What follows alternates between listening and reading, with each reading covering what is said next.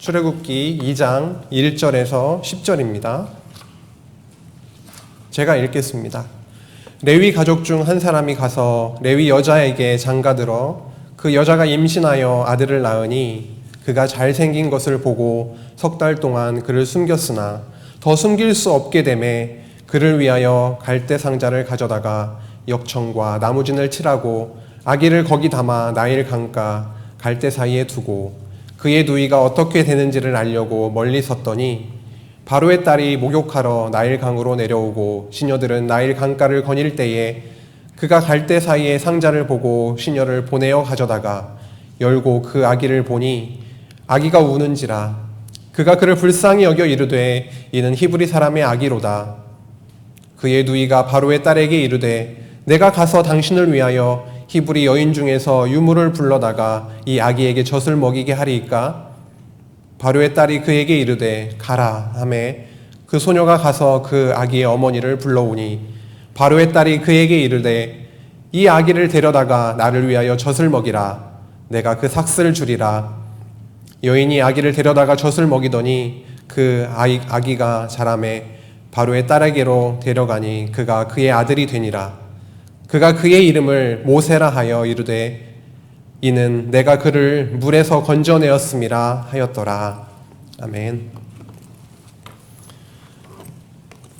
성도님들, 지난 한 주간도 나의 약함과 무능함을 확인하는 시간이었나요?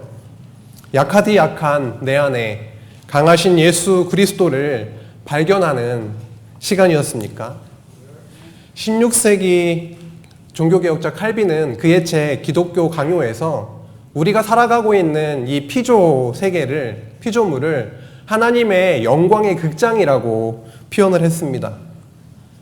하나님은 우리를 그 극장의 주인공으로 부르셔서 살아가면서 날마다 하나님의 그 영광을 보고 깨닫게 해주십니다.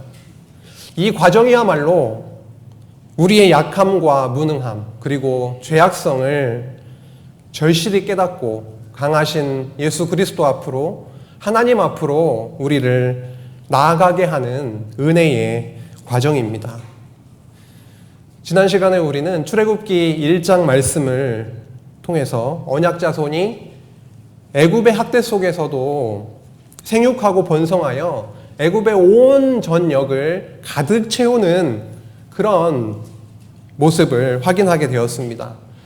애굽 왕 바로가 이스라엘 자손들을 그들의 생육을 잠재우고자 막아보려고 안간힘을 썼지만 이스라엘 자손은 학대를 받을수록 어떻게 됐나요? 어떻게 됐죠? 더 번성하고 강해져 갔습니다. 전능하신, 강하신 하나님이 그들과 함께 하셨기 때문입니다. 언약 백성의 삶 가운데 편안한 삶이 쭉 계속 이어지면 얼마나 좋겠습니까?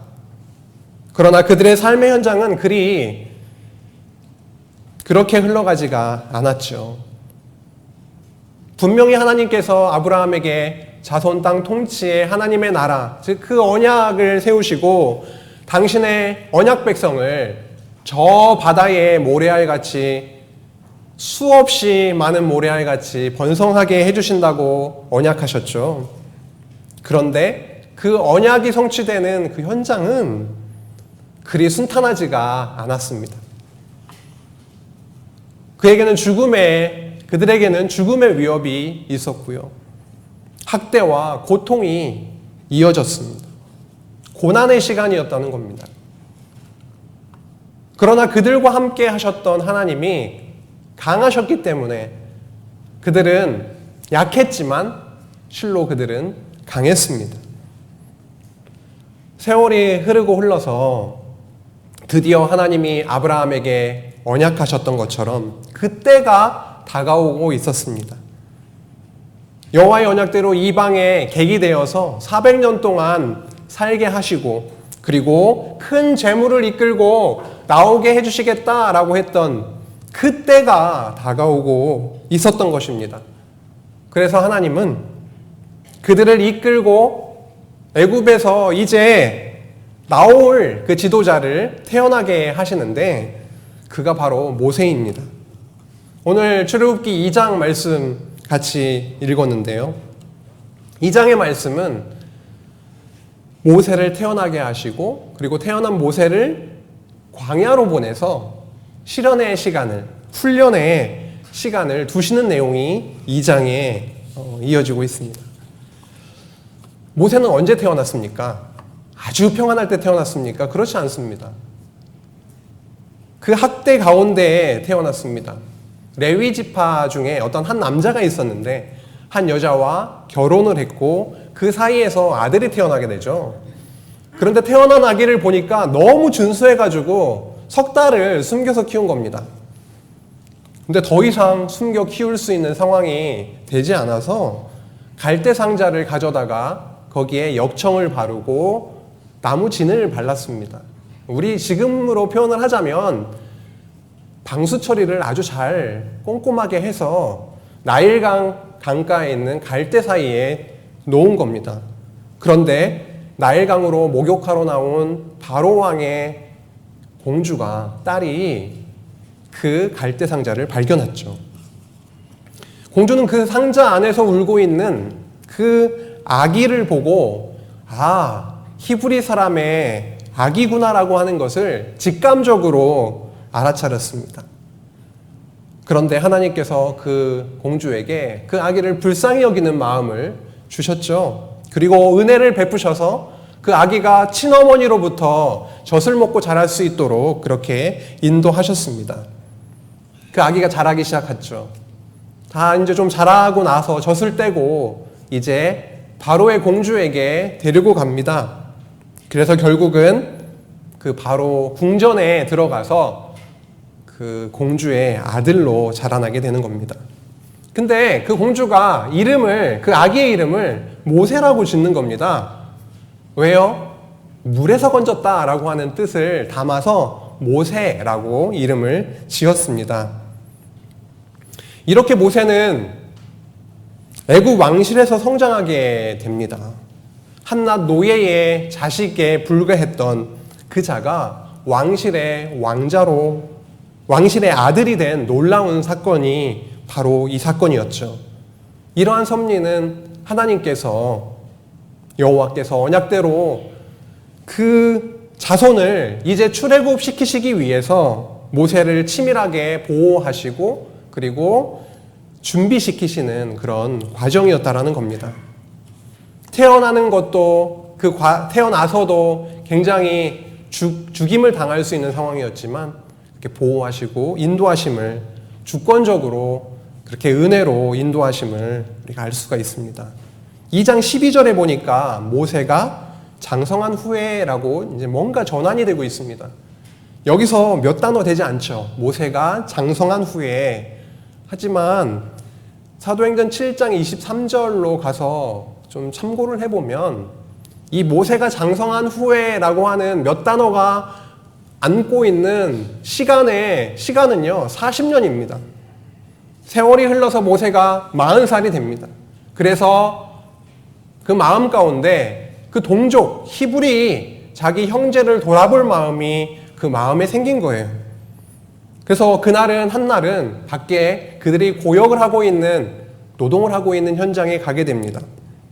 그런데 거기에서 애굽 사람이 자기 형제 히브리 사람을 치는 것을 보게 되죠.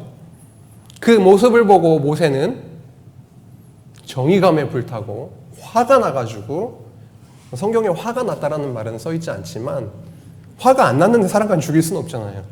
화가 나가지고 왼쪽을 오른쪽을 본 다음 사람이 없으니까 쳐 죽이고 모래에 감추어 버립니다. 다음 날에 그 장소에 또 나가봤습니다. 그런데 이번에는 히브리 자기 형제들끼리 싸우고 있는 겁니다. 그래서 자기가 판단했을 때, 모세가 딱 봤을 때 잘못한 그 사람에게 야, 너 왜 동포를 그렇게 때리느냐? 라고 책망을 했죠. 그랬더니 그 사람이 뭐라고 했습니까? 야, 누가 너를 우리의 다스리는 자로 세웠느냐? 누가 너를 재판관으로 세웠느냐? 어제는 애굽 사람을 쳐 죽이더니 이제는 나까지 죽이려고 하느냐? 라고 하는 겁니다. 모세가 어제 분명히 주변을 살피고 저지른 그 일이 탄로난 것을 알고 너무 깜짝 놀랐습니다. 게다가 바로왕이 이 사실을 알게 됐고 바로가 모세를 죽이려고 하는 겁니다. 선택의 여지가 없었습니다. 모세는 죽음을 피해서 미디안 땅, 미디안 광야로 내달렸습니다. 하루아침에 왕궁의 아들로 있다가 이제는 그 왕이 죽이려고 하자 미디안 땅으로 그 광야로 피신할 수밖에 없는 그런 비참한 신세가 돼버린 겁니다. 사도행전 7장 30절에 보니까 모세는 자그마치 40년이라는 시간을 미디안 광야에서 지내게 됩니다.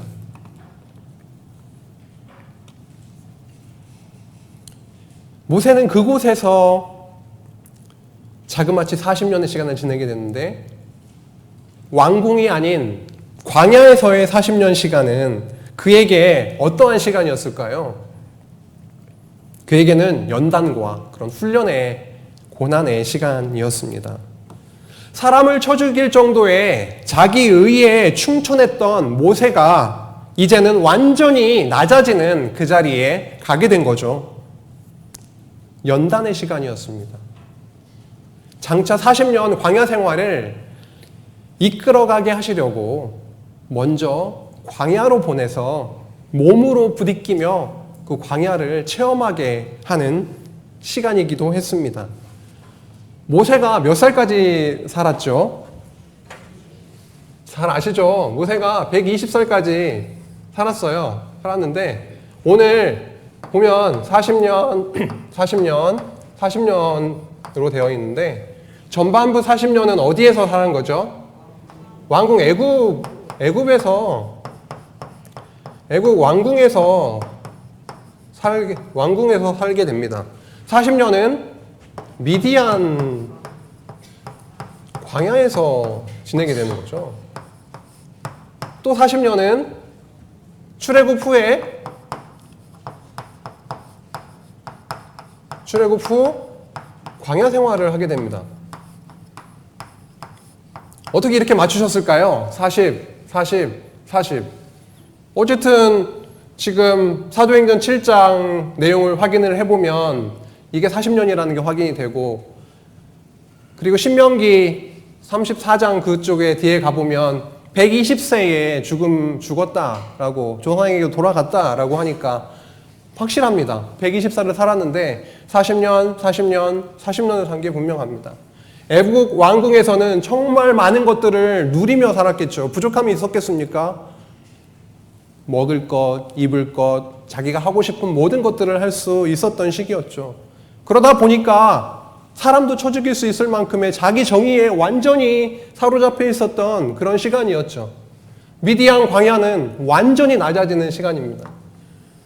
자기가 낮아지고 싶어서 낮아진 게 아니죠. 하나님 밀어 넣었습니다.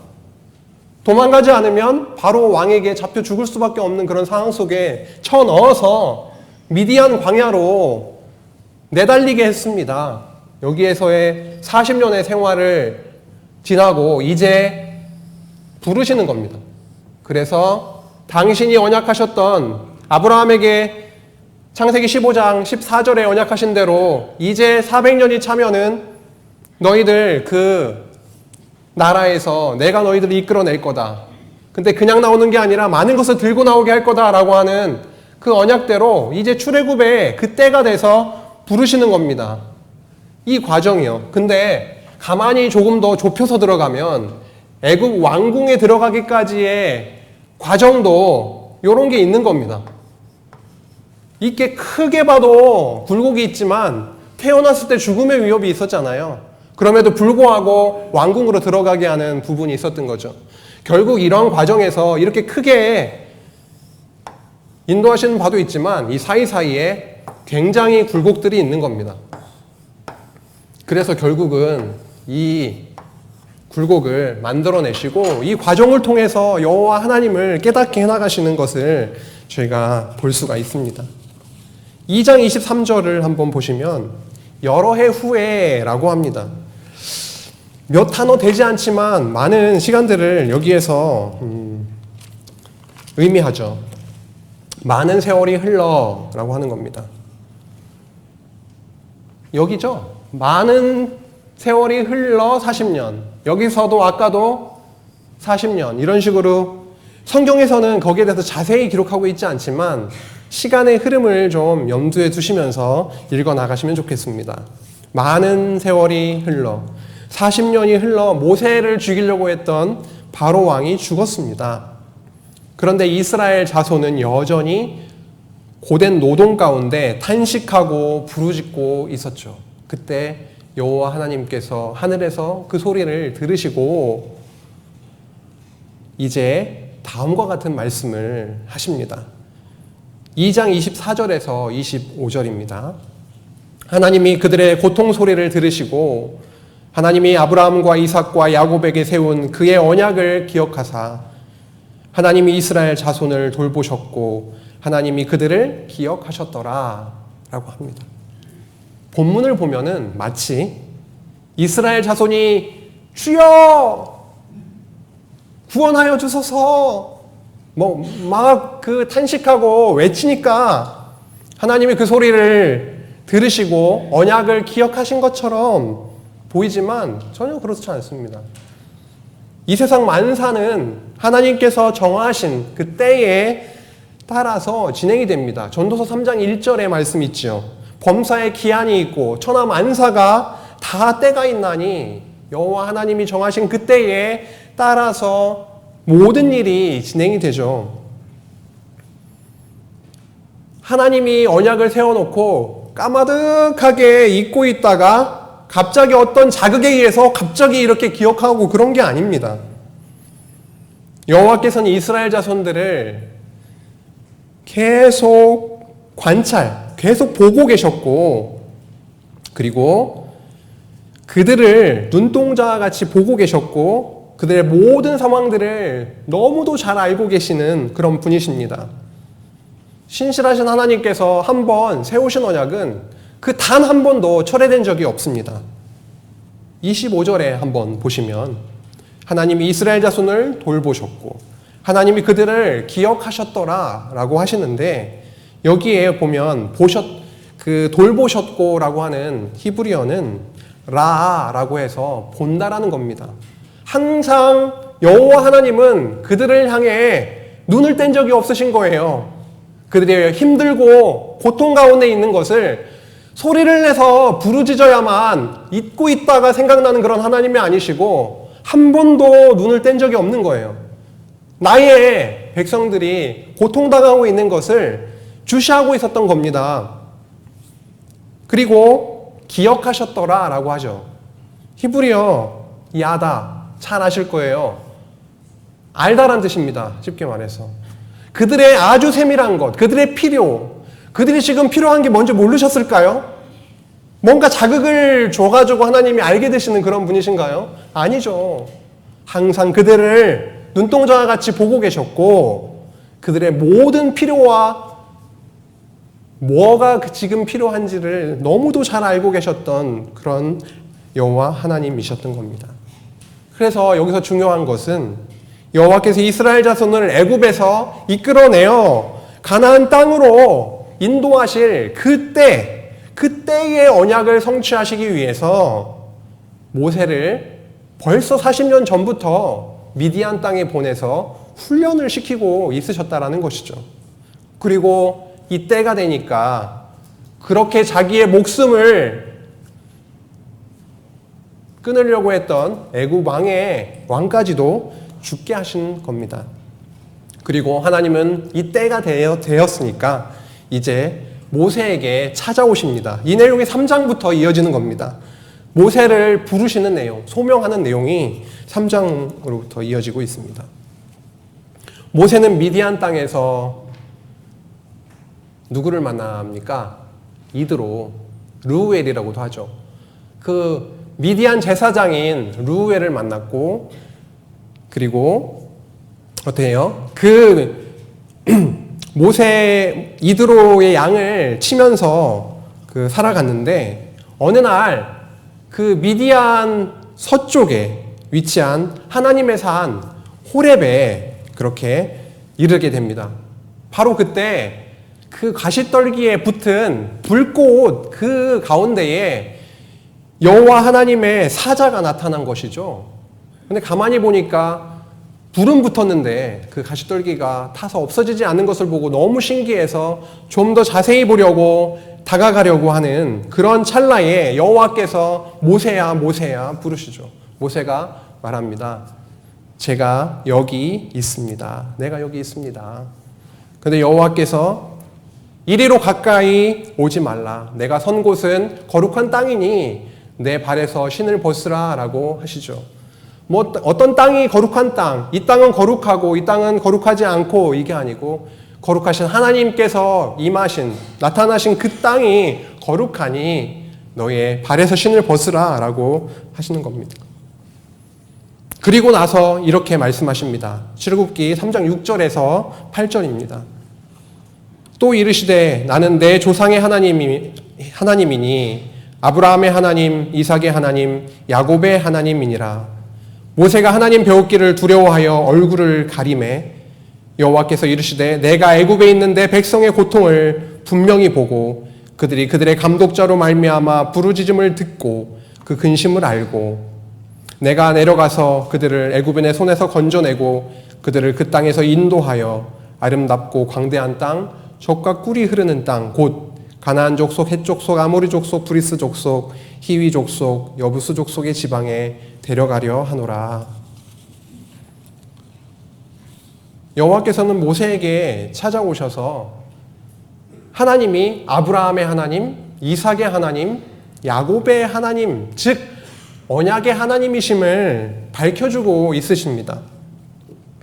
이 부분에서도 그렇지만 사실은 2장 24절에서 2장에서도 밝혀주셨고요. 그리고 4장 5절에서도 밝혀주십니다. 2장, 3장, 4장에서 2장, 3장, 4장이 바로 오늘 살펴보고 있는 부분입니다. 언약 자손으로 하여금 생육하게 하시고 애굽에 도전하게 하시기 위해서 생육에 대한 부분은 지난 시간에 살펴봤죠. 실현의 과정, 모세의 실현의 과정을 통해 가지고 결국 부르시고 애굽에 도전하게 하시는데 이런 과정을 얘기를 하는 겁니다. 2장, 3장, 4장 이 부분에서 무엇을 강조하고 있는 거냐면 나는 아브라함의 하나님, 이삭의 하나님, 야곱의 하나님이다 라고 하는 것을 매 장마다 한 번 이상씩 언급을 하고 계시는 겁니다. 언약을 계속 떠올리게 하시는 거죠.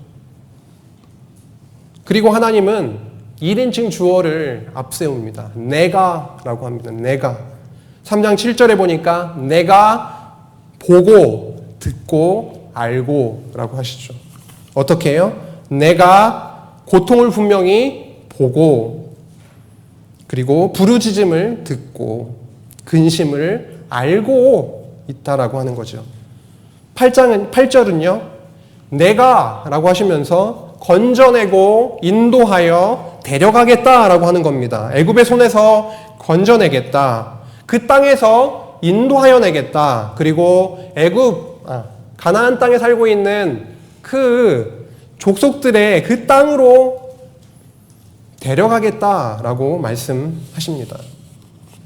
여기서 하나님은 여러 가지 동사들을 집중적으로 사용을 하시면서 조상들에게 언약하신 바를 내가 반드시 성취하겠다.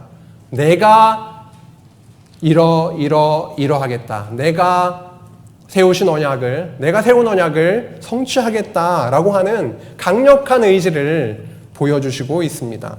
애굽에서 400년이라고 하는 그 종살이를 끝내고 이제는 약속하신 땅 가나안으로 데리고 가시겠다라고 하는 것을 말씀하고 계시는 거죠. 3장 10절에 보시면 하나님께서는 모세를 바로에게 보내서 내 백성 이스라엘 자손 내 백성 이스라엘 자손을 애굽에서 인도하여 내시겠다고 말씀합니다. 내 백성 이스라엘 자손. 그런데 이에 대한 모세의 반응은 그리 긍정적이지 못했습니다. 3장 11절 한번 보실까요? 내가 누구이기에 바로에게 가며 이스라엘 자손을 애굽에서 인도하여 내리이까? 내가 누구이기에? 라고 말씀하고 있습니다. 말했습니다. 좀 당겨서 먼저 볼까요? 4장 10절에 보시면 이러한 반응을 합니다. 나는 입이 뻣뻣하고 혀가 둔한 자입니다. 13절, 4장 13절. 오 주여, 보낼 만한 자를 보내소서. 어떤 느낌인지 딱 오시죠? 지금 모세가 감사합니다, 제가 하겠습니다, 이런 지금 반응이 아니고, 나는 말도 잘 못합니다. 보낼 자를 보내소서. 내가 누구이기에 이런 반응을 보이고 있는 겁니다. 하나님께서 모세를 소명하는 과정에서 모세가 그 보인 반응은 겸손을 넘어서서 불순종의 모습이 드러나고 있을 정도입니다. 애굽에서 그렇게 자기 의로 그렇게 충만해서 사람을 죽일 정도의 그런 상황이었는데, 그때 모습과는 너무도 다른 상황이 돼버린 겁니다. 이제 여호와께서 모세와 함께 하시지 않으면 모세는 어느 것도 이렇게 할 수 없는 그런 무능한 자임을 모세 스스로가 지금 고백하고 있는 셈입니다. 그런데 이러한 모세에게 여호와께서 뭐라고 하시죠? 3장 12절에 보니까 내가 반드시 너와 함께 있겠다라고 합니다. 너는 할 수 없지. 네가 누구길래? 너 아무것도 아니야. 옛날에 왕궁에서 아들로 자란 자였지만 지금은 미디안 땅에서 힘없이 비천하게 그렇게 내가 부름에도 불구하고 내가 누구이기에 그래 그런 자야. 하지만 내가 너와 함께 반드시 함께 있겠다라고 말씀을 하시는 겁니다. 그런데 왜 하나님은 왕궁에 있을 때 그렇게 뭔가 힘이 있고 잘 나갈 때 그럴 때 모세를 부르신 것이 아니라 왜 미디안 땅에 도망가서 그렇게 힘없고 비천한 가운데 그런 처지에 있을 때 부르신 것일까요? 그것은 앞으로 이루어질 많은 일들이 있습니다. 모세를 통해서 이루어 나가실 많은 일들이 있는데 그러한 일들이 모세 인간의 힘으로 이루어지는 것이 아니라 여호와 하나님께서 이루신다라는 것을 깨닫고 그분의 살아계심을 확인하고 그분을 경외케 하시기 위해서 이렇게 왕궁이 아닌 미디안 땅에서 부르시는 것이죠. 여호와 하나님의 능력의 영광을 더 풍성하게 보여주시기 위해서 왕궁이 아니라 비천한 가운데 있을 때 부르셨다라는 겁니다.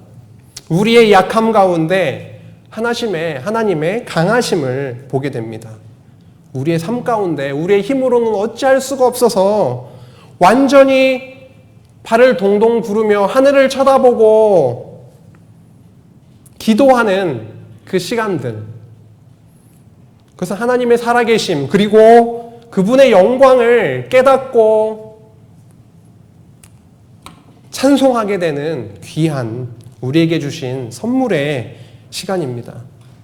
그래서 하나님은 모세를 왕궁에서가 아니라 그런 미디안 광야에서 그가 약해져 있을 때 그렇게 부르신 것이죠. 이제 하나님은 모세를 보낼 건데요. 모세가 가서 이스라엘 자손들이 너는 누가 보내서 왔느냐 우리에게 라고 했을 때 그러면 내가 그들에게 대답해 줄 하나님의 이름이 뭡니까? 당신의 이름이 무엇입니까? 라고 했는데 하나님께서 말씀해 주십니다. 나는 이러이러한 자이다 라고 하는 것을 분명하게 말씀해 주시는 내용이 3장 14절에서 15절까지 이어지고 있습니다. 14절 보실까요?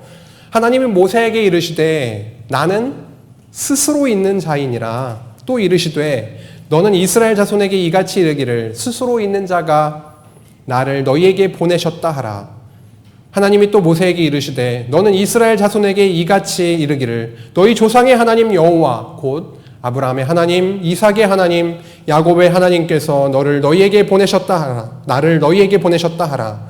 이는 나의 영원한 이름이요 대대로 기억할 나의 칭혼이라. 3장 14절에서 하나님은 어떠한 자라고 말씀하십니까? 나는 스스로 있는 자이다 라고 말씀하십니다. 하나님은 어떠한 것에 의해서 만들어진 존재가 아니라 나는 스스로 처음부터 이 세상이 지어지기 전부터 존재했던 스스로 있는 자다라고 말씀하고 있는 것입니다. 하나님이 바로 존재의 근원이시고 즉 하나님은 창조주이시라고 말씀을 하고 계시는 겁니다. 그러나 이스라엘 자손들이 애굽 땅에서 400년 동안 섬겼던 신들이나 그들의 우상들은 어떻게 된 겁니까? 인간의 손으로 만든 것들이죠.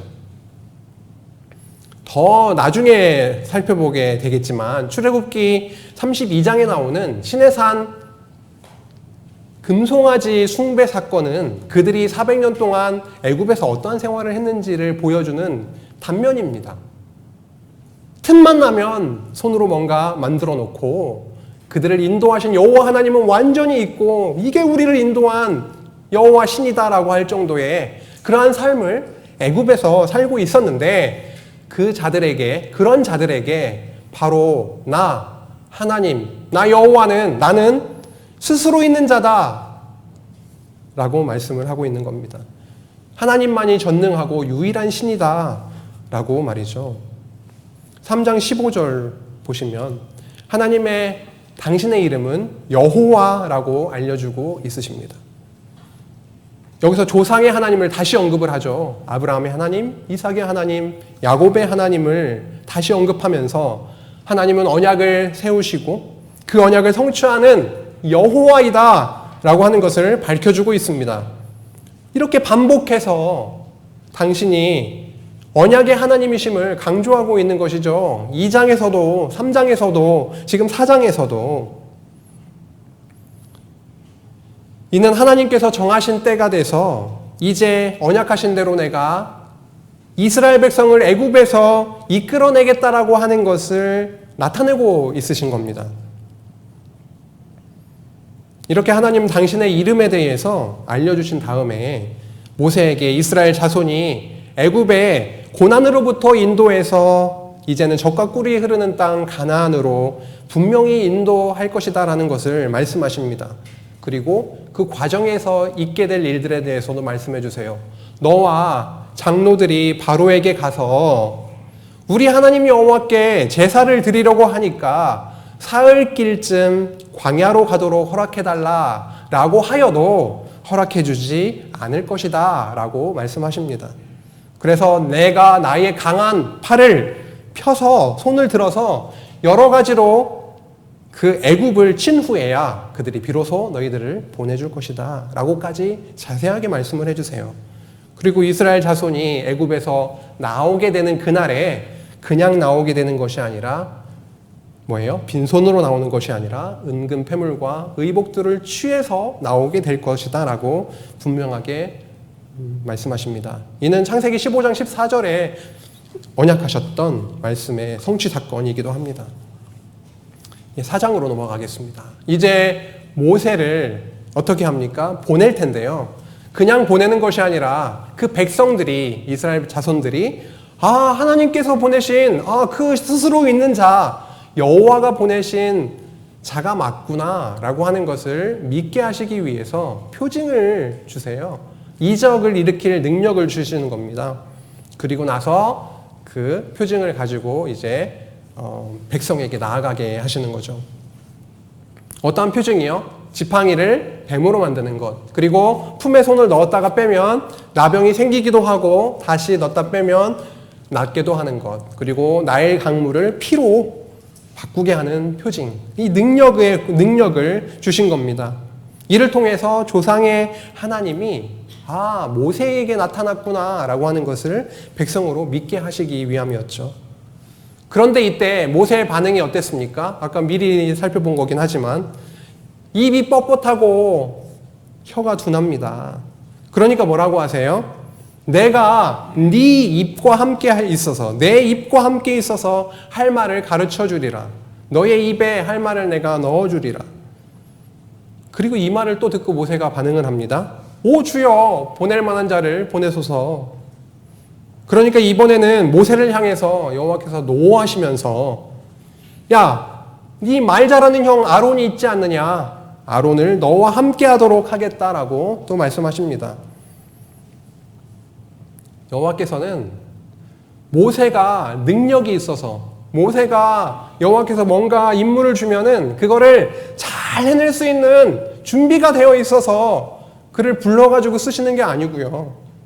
그에게 부족함이 있으면, 능력이 없으면 그것을 주시고, 표징도 주시고, 말 못한다 하면 입에 너와 함께, 너의 입과 함께 해서 선포할 그 말을 가르쳐 주시고, 너가 직접 못하겠다라고 하면 동역자 아론, 너의 형을 붙여서라도 그렇게 일을 감당하게 하시는 여호와이십니다.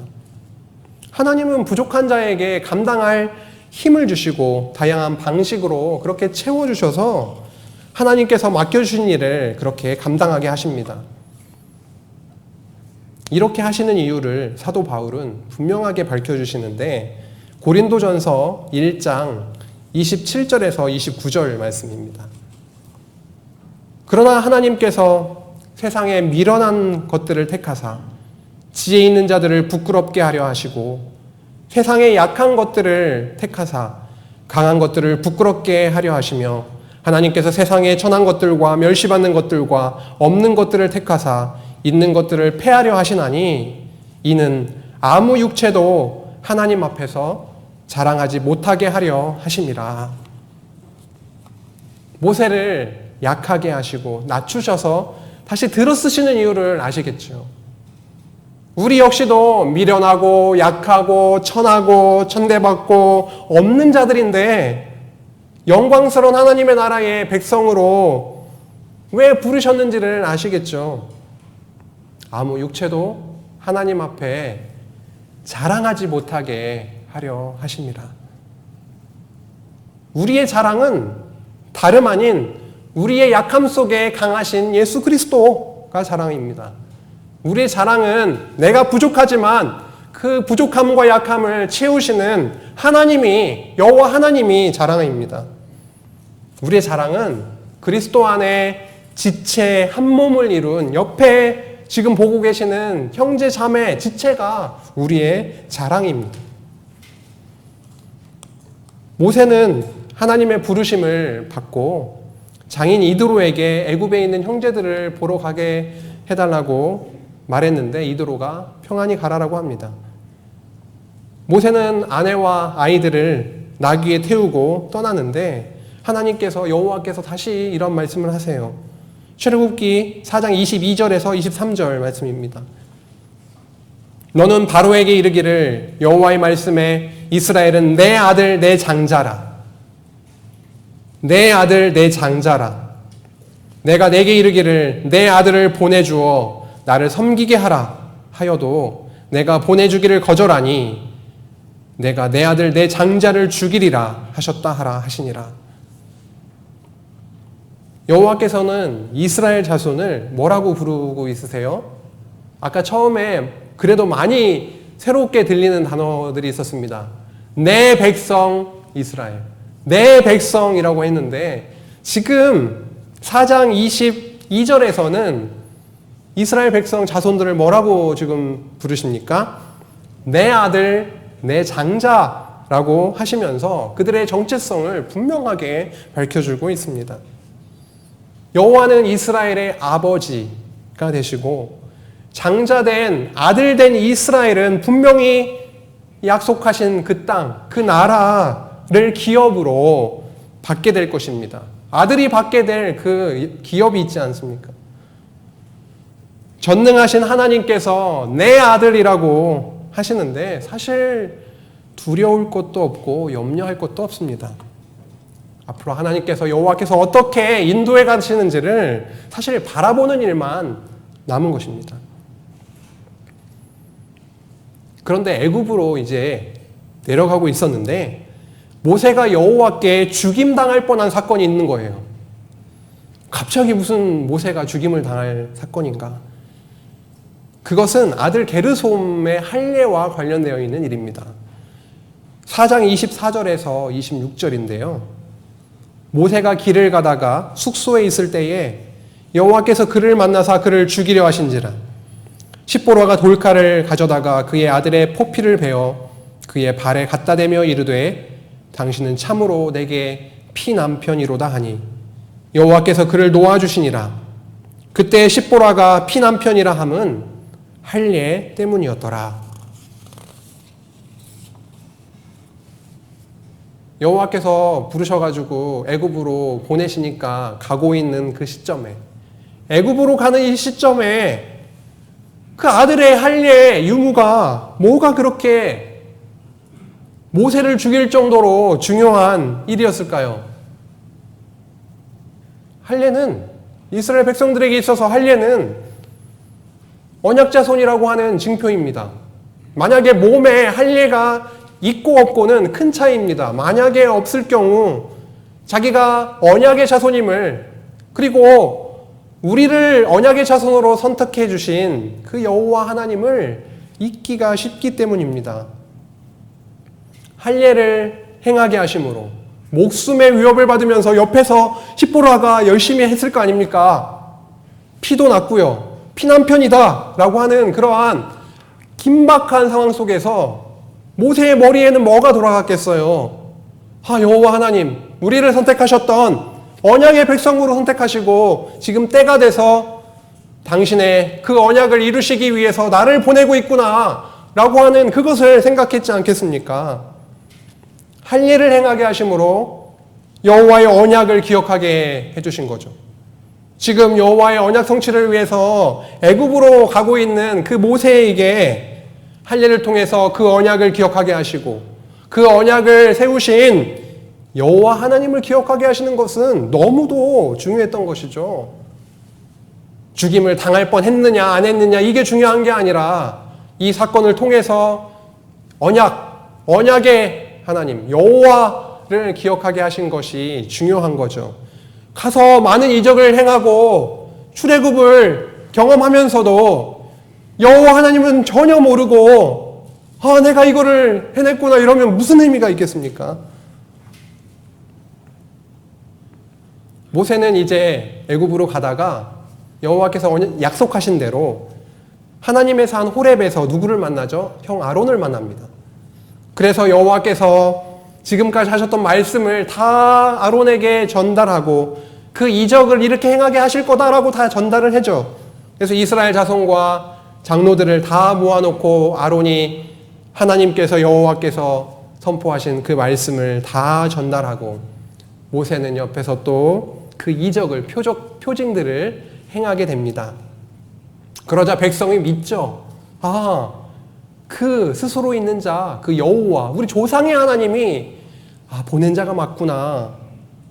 그래서 여호와께서 이스라엘 자손을 찾으셨다. 그리고 너희들의 그 고난을 살피셨다라는 그 소식을 듣고 백성들이 머리 숙여 경배하였더라라고 사장이 끝맺어지고 있습니다. 이제 출애굽기 5장부터는 어떤 내용이 이어지겠습니까? 이제 본격적으로 애굽에 도전하는 내용이 이제 이어지고 있습니다. 오늘 함께 나눈 출애굽기 2장에서 4장 말씀은 아브라함에게 세우신 그 언약 중에서 자손 언약을 성취해 나가시는 그런 과정에 있습니다. 그래서 그 과정에서 애굽에 도전하게 하시려고 이제 모세를 태어나게 하시고 태어나신 모세를 훈련시키시고 미디안 광야에서 다시 부르시고 표징을 주셔서 이제 애굽으로 가서 그 소명을 수행케 하시는 내용까지 오늘 살펴본 겁니다. 여호와께서 자손 언약을 성취해 가시는 그런 과정에서 모세를 낮췄다가 다시 부르셔서 그 소명을 소명케 하시는 그런 말씀. 그것은 하나님이 어떠한 분이신지를 분명하게 보여줍니다. 이 과정을 통해서 언약자손이 번창하는 것, 그리고 앞으로 이어질 출애굽하는 것, 그 애굽으로부터 해방되는 것이 인간 모세의 힘과 그리고 언변과 그의 지도력에 있는 것이 아니라 오직 여호와 하나님의 전능하심, 그의 약속을 지키시는 신실하심, 그리고 언제나 그들과 함께 하시면서 함께 하시는 그 여호와의 변하지 아니하심이 그들을 이끌어 갔다라는 것이죠. 모세를 왕궁에서가 아니라 미디안 광야에서 부르셨다라고 했습니다. 그것은 고린도전서 1장 29절에서 살펴봤던 것처럼 아무 육체도 하나님 앞에서 자랑하지 못하게 하려 하심이었습니다.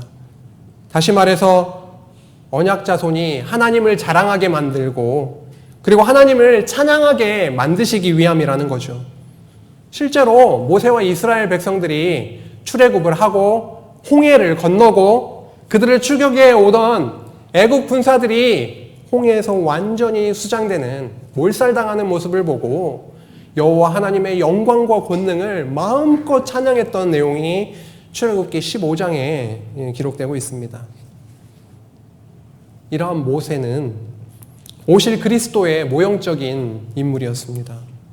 하나님께서 모세를 시련 가운데 두셨다가 다시 그를 들어서 부르셔서 그 죄악의 도성 애굽으로부터 그들을 해방시켰던, 이끌어내었던 것처럼 구약의 언약대로 오신 예수 그리스도는 십자가에 가장 약하고 매어 달려 약하고 천하고 아주 정말 비천한 그런 모습으로 고난을 받고 그리고 승리하심으로 택하신 백성을 그 죄로부터 완전한 해방, 진정한 해방을 시켜주셨습니다.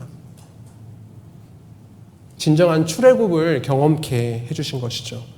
그래서 우리는 이제 죄로부터 완전히 해방되어서 그리스도 안에서 참 자유를 누리게 된 것입니다. 우리는 여호와 하나님께서 하나님 나라의 백성을 번창시켜 나가는 그런 말씀을 확인해 가고 있습니다. 그런데 출애굽기 4장 22절에 확인한 바와 같이 여호와께서는 애굽에서 번창한 이스라엘 자손을 향하여 내 아들, 내 장자라고 하십니다. 아주 의미심장한 말씀이에요. 이스라엘 자손들이 출애굽할 때 분명히 장정만 60만 명이 넘었다라고 하는데 그들을 향해서 내 아들, 내 장자라고 하시니까 말이죠.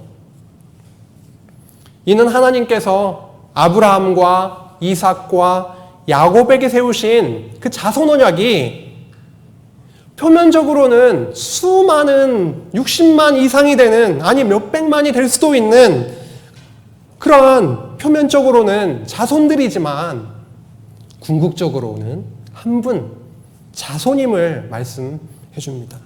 갈라디아서 3장 16절인데요. 이 약속들은 아브라함과 그 자손에게 말씀하신 것인데 여럿을 가르켜 자손들이라 하지 아니하고 오직 한 사람을 가르켜 내 자손이라 하셨으니 곧 그리스도라. 결국 모든 언약들은 한 분 그리스도에 의해서 성취됩니다. 하나님 나라 언약의 자손은 궁극적으로 참 자손으로 이 땅에 오신 예수 그리스도로 성취되었습니다. 우리는 하나님 나라의 주이시며 큐리오스, 주이시며 참 자손으로 오신 그 그리스도의 지체로 부름받아서 아무 조건 없이 그 하나님의 나라의 자손의 대열에 합류하게 된 겁니다. 저 멀리 떨어져 있었는데 그리스도가 참 자손으로 그 하나님 나라의 주인으로 왕으로 오셔서 우리는 단지 그리스도에 붙어서 지체로 하나님 나라의 자손의 대열에 들어가게 된 복을 누리게 된 거죠. 우리 하나님 너무 놀라우십니다. 우린 예수 그리스도를 통해서 살아계신 하나님을 보게 됩니다.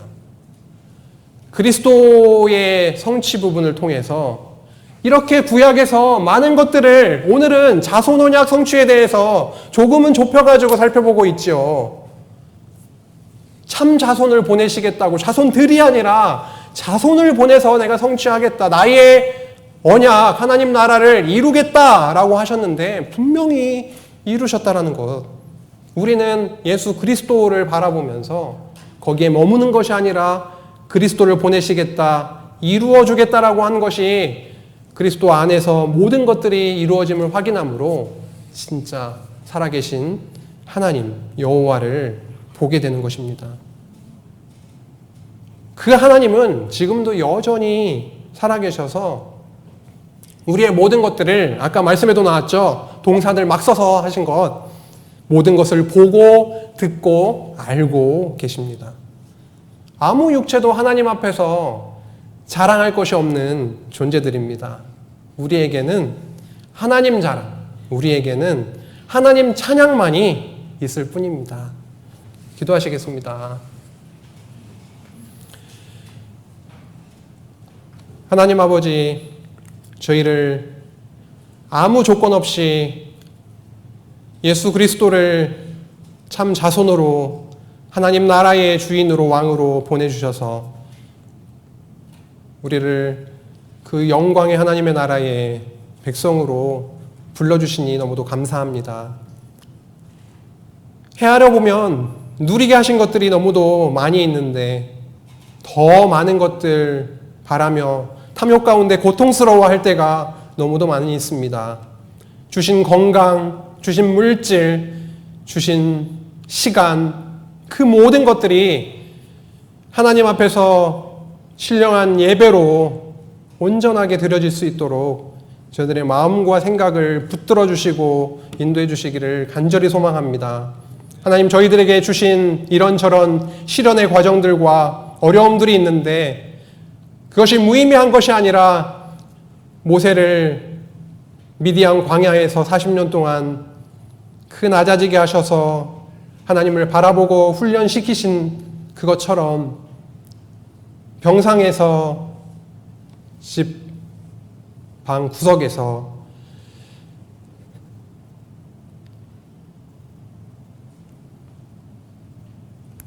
하나님을 바라보고 기도하는 성도의 기도를